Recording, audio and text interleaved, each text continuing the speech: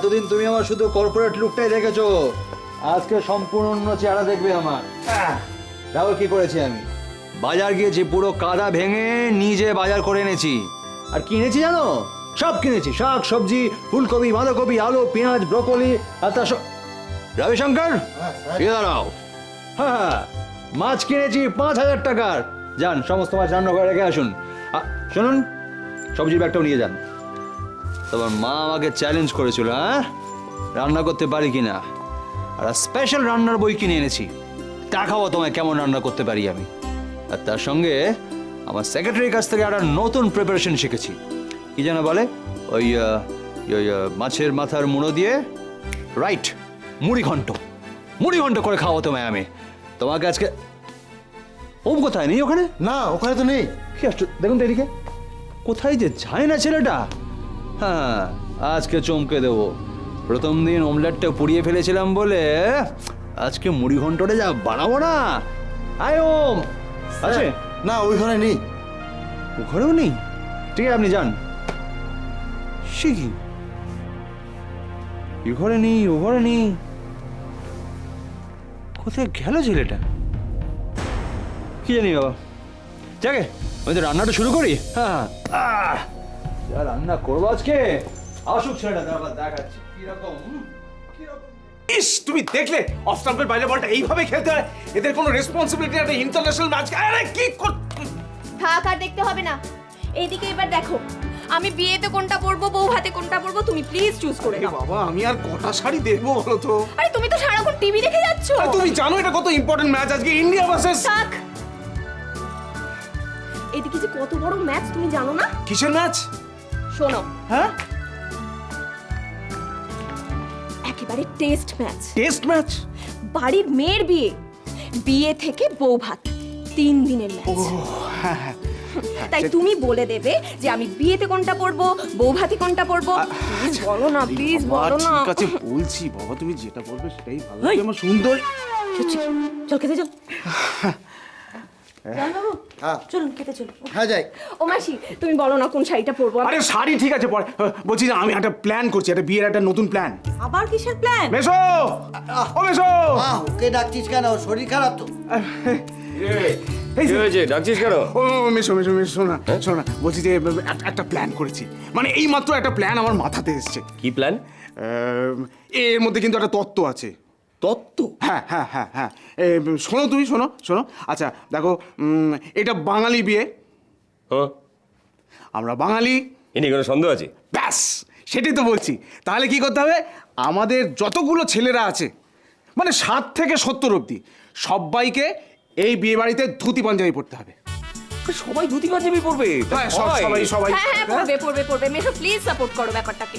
আর 7 থেকে 70 সব মহিলারা শাড়ি পরবে। Yes, একদম 100% বাঙালিয়ানা মেনটেন করতে হবে। Yes!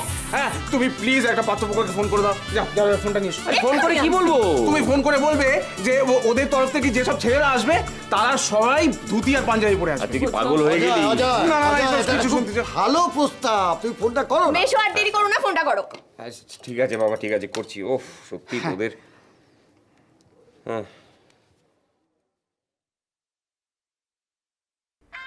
অজয়,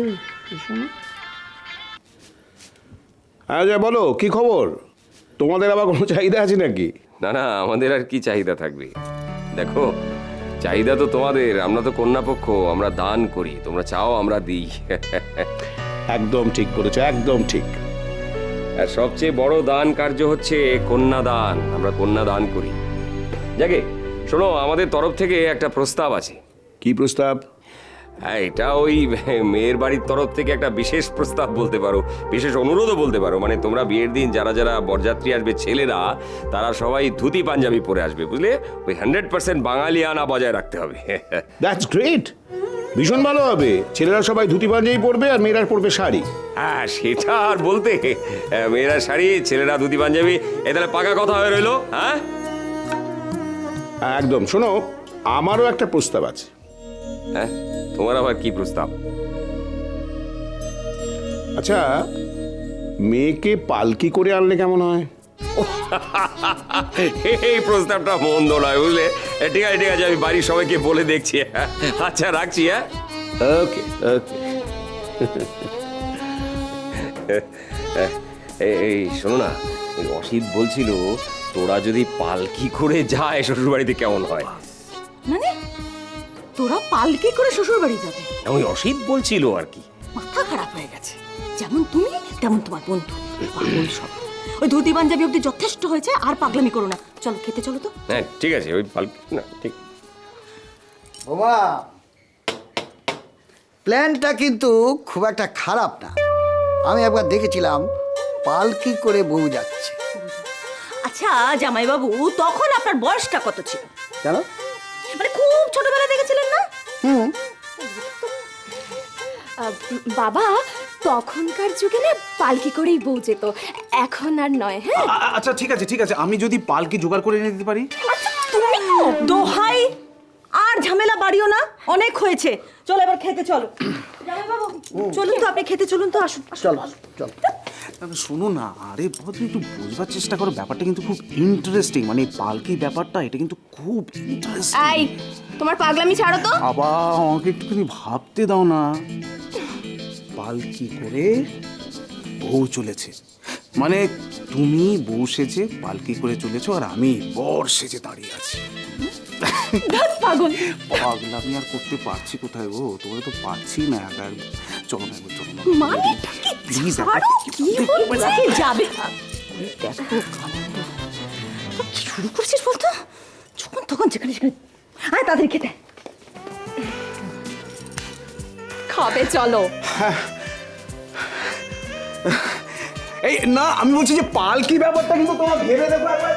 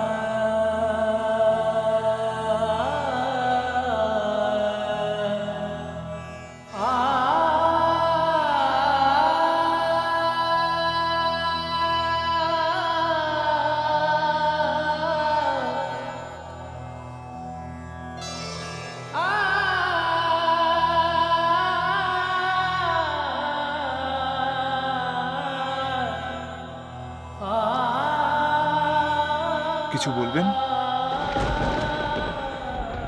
কি দেখছেন? এখনো তোমার চোখে ঘৃণা?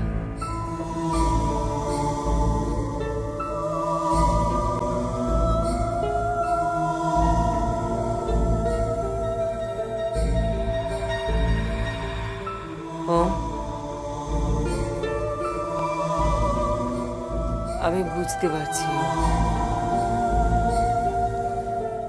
তুমি আমার দিকে যেভাবে তাকিয়ে আছো, তুমি যে আমাকে ঘৃণা করো আমি বুঝতে পারছি।